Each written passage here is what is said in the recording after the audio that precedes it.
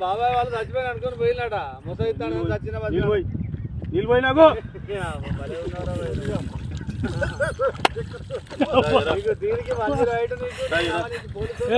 ఎందుకు పన్న వాళ్ళ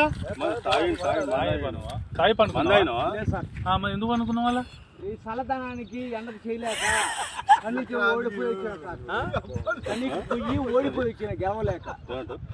ఏం చేసావు 10 రోజుల నుంచి గణేట్ చేత నాతో గట్టించి